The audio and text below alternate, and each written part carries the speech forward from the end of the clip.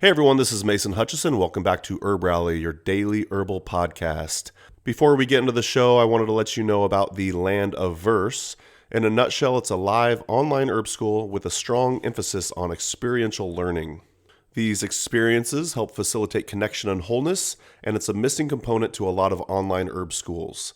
My good friend Kelsey Barrett is the director of herbal education at Verse, and anytime she gets involved with a project, I know it's going to be good. You can learn more about Land of Verse at landofverse.com. So if you're looking for an online herbalism apprenticeship, I highly recommend looking into this one. Also, you can use coupon code HERBRALLY at checkout to receive 5% off your tuition. And another fun component of Land of Verse is registration for their courses comes with a huge swag box full of product from some of the most awesome and high integrity companies in the herbal world. These boxes are valued in the hundreds of dollars.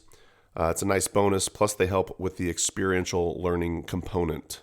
So one more time to look into Land of Verse and to see all of their incredible teachers and curriculum, go to landofverse.com, and I'll leave a link to that in the show notes as well. Now on to today's show with Kelsey Barrett from Land of Verse. All right, talk to you later. Bye. So when I was 26 years old, 25, I was living in New York City, and I was beginning to have more of a metaphysical relationship to herbalism and to plants. And I heard about this teacher coming into town, Julia Graves. And she was teaching a class on flower essences, and I thought, sure, why not? Like, I'm kind of getting interested in this, I'll go. It was in the East Village, so we went to the East Village, tree-lined streets, very classic East Coast community. And we walk up the stairs into this little brick apartment. And when you walk into the room, it's like a whole Buddhist temple. It's completely sparse and bare. There's like a giant golden Buddha that's being adorned. And she gave this incredible class on flower essences. And I was always a little bit, skeptical of flower essences. I was having this metaphysical relationship to plants, but I thought like flower essences are too far out for me. Like that's where I draw the line. But I was so interested in her work that I signed up for a session. So at the time I had been working on healing a childhood trauma where I had been bitten in the face by a dog. And, I had a scar and there was still some kind of emotional residue from the experience. And so I went in to do some work on this. And, Julia is really a special woman. She's a traditional European medicine woman, and she studied for 4 years silent meditation and Dharmasala at the Dalai Lama Center.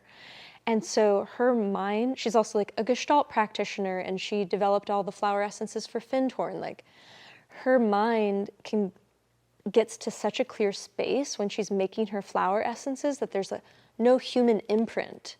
It's like a direct transmission from nature. Her flower essences are so clean and clear. And so I'm telling her about my story, and she's, looking at me very kind of curious and open.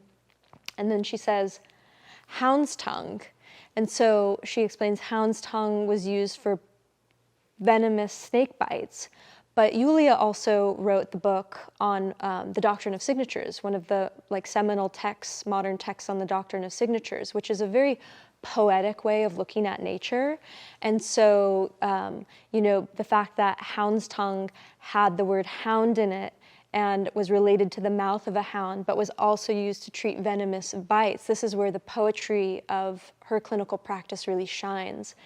And again, I was still a little skeptical, and she pulls out the hound's tongue flower essence and drop doses me, and I just crack open, sobbing, tears. And she wrapped me up in a blanket, and those healing experiences are really complete, that's gone. The residue of that experience was fully expressed. And after that, she said, you're so sensitive, and she was living in the Celtic part of France at the time.